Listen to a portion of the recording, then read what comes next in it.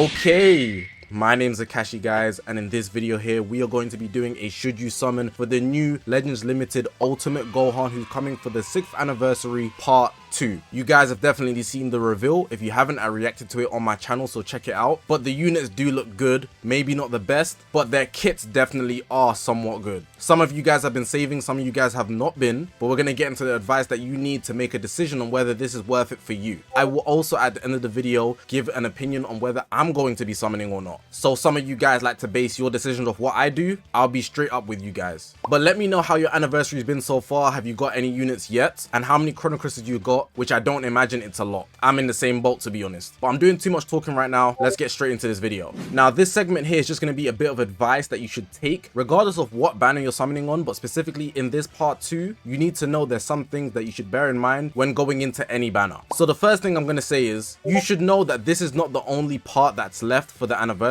There's at least one more character that they're going to be dropping for this anniversary. That's also hinted at the fact that they're dropping a Giblet Sparking Dark unit in July. And that one extra unit we're very likely to get will be an Ultra. Ultra rarity characters are very dangerous. You guys have already seen Ultra Super Saiyan 2 Gohan, Ultra Golden Frieza, so you can expect it to be high value, and in the anniversary, it's going to be super hype. For example, last year they dropped Ultra Vegito Blue, and he completely dominated the game. Another thing you might want to consider is your current level of Chrono Crystals. Even if you did summon on this unit that's out right now, would you be able to get them with the current Chrono Crystals that you have? And even if you did get them, how likely are you going to get them high starred? Fair enough if you are a collector, but if you want to use them in PvP, one copy in a lot of cases will not cut it. So putting in your scraps into this banner when you could save it up for a better unit in the near future, like I said, the anniversary is not finishing at this part, might be more worth it for you. For the guys that have already made the decision and are going to summon, I advise you watch showcases. Whoever uploads a showcase, whether it's me or somebody else, just watch multiple showcases, as you are not a content creator. You do not need to go into the banner straight away. There's no problem with you waiting, watching the showcases, seeing how things work out. Maybe the units are going to be complete trash when they release, even if they look good on paper. It's much better to know how they're going to work from watching showcases or just experiencing in PvPs from the enemy's perspective before you go in and just waste your Chrono Crystals, get the unit, and then maybe find out that you don't like the unit at all. And you should tie that in with consideration of how long the banner is going to be lasting. For example, the Gogeta and Vegito banners that are already in the game right now,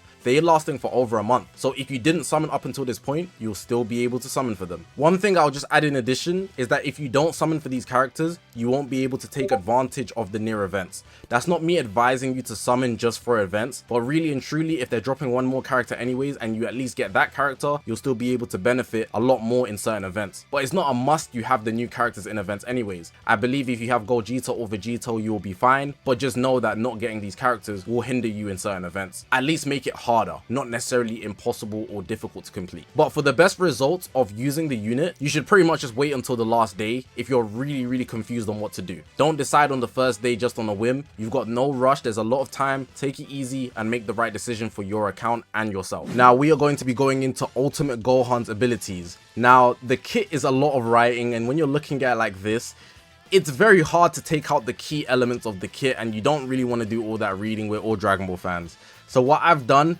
I've made it very handy. It's not exactly the best, but it's much easier to deduce because I've pretty much just highlighted the main points out of all the writing. It's very much summarized, so you can just get the key points of what they do. But of course, if you want every single detail, I advise you go ahead and read the kit yourself, but I know a lot of people don't want to, which is why I've gone ahead and dropped this here. So let's get into the kit. So cool, we got LL Ultimate Gohan here. His element is purple. You're gonna have to bear that in mind for any teams that you want to build.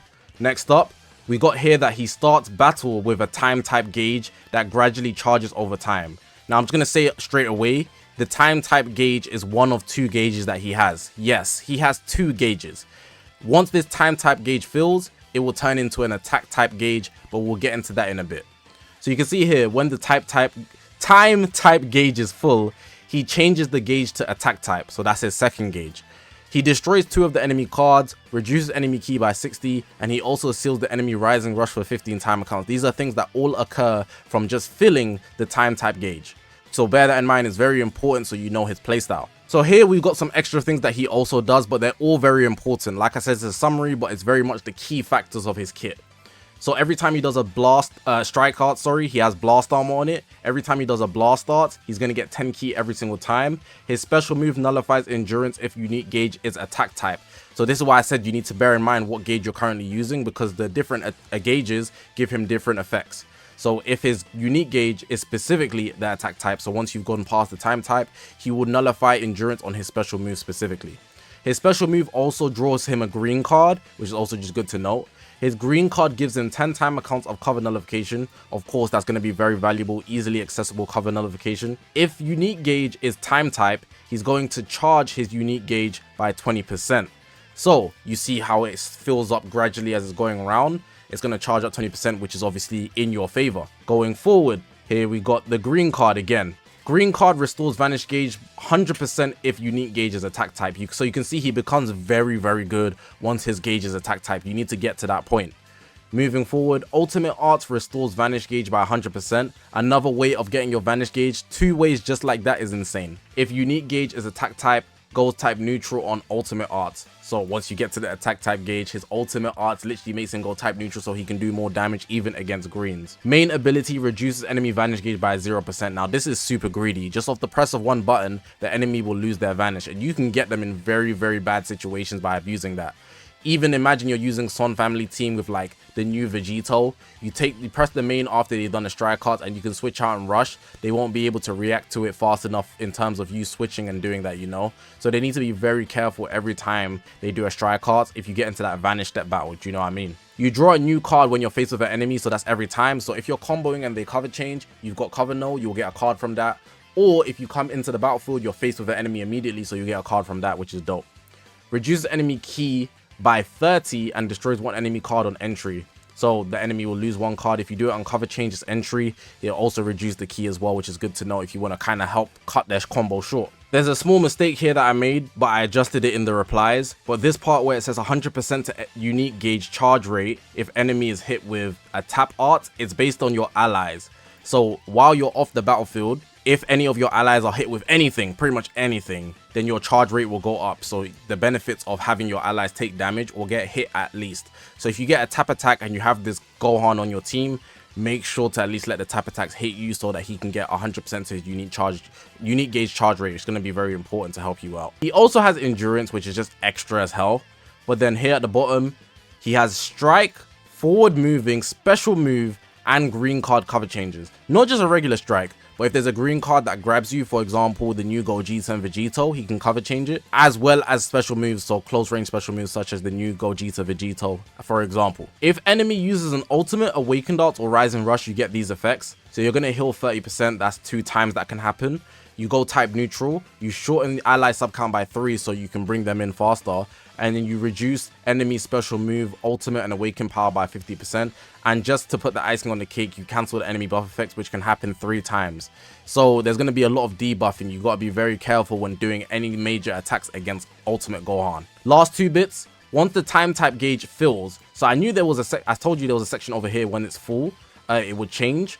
But like once you get it filled, there's also this bit here. So you get uncancelable type neutral for damage sustained, 25% damage inflicted to allies, and you also shorten ally sub count by 5, which is obviously just really, really good. Then at the bottom here, once the attack type gauge fills, you'll be able to draw a special move every single time. You restore your ki by 100 and minus 20% to enemy sustained damage cut, just some effects that you can do to the enemy there. So this one will automatically empty, just so you know, but this is a one-time fill because it's a time type gauge, and then it will switch to the attack type gauge. That's pretty much everything we've got for Ultimate Gohan. The key factors, like I said, if you want to read every single line, you should go ahead and read the kit, but I've read it in detail and wrote this out so you can just get the key elements. Now, you want to know my opinion on the Ultimate Gohan that we just read through? In my opinion, I think he's definitely one of the units that are worth it. He's a very good unit, and he's not replaced on pretty much any team that he's going to be on. If you're using him on Son Family, currently right now, there's not many good purples. I'm thinking about it, and I think the best purple is literally Go Frieza. And that says a lot. And then even looking on Hybrid Saiyans, the only other option is Bulla, and she plays a very good support role, but this guy's a very good offensive unit. So he has a very good spot on the team, and he also counters Ultra Super Saiyan 2 Gohan, one of the most dominant units in the game given that he's purple. So he's going to have a lot of stock in general, and I think his kit in general as well also flourishes. He's able to get a lot of vanish recovery. He's also able to remove the enemy's vanish off his main ability, which is just cheesy. When he gets to the attack time gauge, he's very much just a menacing unit offensively. Before that, with the time gauge, not so much, but really most of his kit is held behind the attack type gauge. So it's similar to just having a transformation or something, but instead of that, you're just waiting for your time type gauge to fill up. I'm sure he's going to do a lot of damage. He also does have blast armor, so he can be great offensively. So in general, I think he is worth it. But my only thing to say would be that you shouldn't summon on this unit if you're waiting for something bigger, for example, the Ultra. But if you did summon on this unit, outside of looking at how he's played, because at the time I'm making this video, he's not available in the game, but he should be if you're watching this on the next day. He should be good in PvP. I think he will thrive very well. He'll fit on his teams appropriately, and he's a good counter to, like I said, the best Ultra in the game, Ultra Super Saiyan 2 Gohan. So if you run Son Family or Hybrid Saiyans, I think he has a good position to be on any of those teams. You might have to invest in him a little bit, but I think he's going to bring out your value's worth when you spend your Chrono Crystals, or if you spend your Chrono Crystals on him. So I don't have any red lights really and truly, besides from if you're waiting for the next unit, which will most likely be an Ultra. All green lights for Gohan. I think he's not going to get replaced on any teams. He could be countered, so I guess maybe be careful, because a lot of people do use Ultra UI and Gogeta Blue, but there's also the pros of using him to counter Ultra Super Saiyan 2 Gohan. And if we're looking at it, Gohan's a more predominant unit that you'll see in PvP. Gogeta Blue you will see a lot though, so maybe if you're worried about him, you might not want to go for this guy, or just fight through it, because if we're being real, almost every unit in the game is countered by somebody. But this unit looks good enough to fight through it. He's able to get type neutral as well in a lot of ways, so I think he'll be fine. And the icing on the cake with his endurance, solid kit, very solid kit. Now you want to know what I'm going to be doing, whether I'm going to be summoning or not. I'm very much stuck. I really don't want to summon, but Gohan does look good. But I feel like he's one of those units, once I get him, I won't use him. So that's really pushing me to not summon. If you guys don't know, I'm not the type of guy, content creator, that summons on literally every single unit. I don't just wail on anything. I really just summon things I like. I do like Ultimate Gohan, but I know I won't use him long term, which is pushing me to not summon for this unit. So I really don't have a solid conclusion myself. I'm very much more in the mindset of I don't need this guy, and I know I won't use him long term just off preference. So I'm gonna say for this video, if you see me with Ultimate Gohan, I summoned. But if you see me in stream or something like that and I'm not using him, ask me if I summoned, because there's a very high chance that I didn't. So I can't give you a 100% answer for what I'm doing at this current moment, because I genuinely don't know. I might summon based on how he plays out in PvP, but I'm not personally in a rush for him. I'm very much more focused on the Ultra. So yeah, that's all I pretty much got to say for my decision. Usually I have a very strong answer, but it's the anniversary and the units are very much like, man, they look good, they do look good. But again, I really think about, am I going to use them after the first couple days? In most cases, I don't see myself using Gohan. I don't even use units like Ultra Gohan that much, only because Son Family is popular right now and he works with Vegito, but I probably wouldn't have used them that much if